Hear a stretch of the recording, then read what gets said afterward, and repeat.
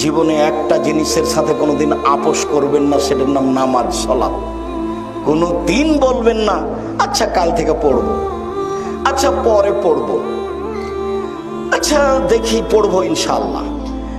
এইরকম জীবনে কোনোদিন আপোষ করবেন না। পৃথিবীতে একটা কাজ এত জরুরি, এত জরুরি, এত জরুরি, মানুষের জীবদ্দশায় পৃথিবীতে এত জরুরি কোনো কাজ নেই। বলেন তো সেটা কি?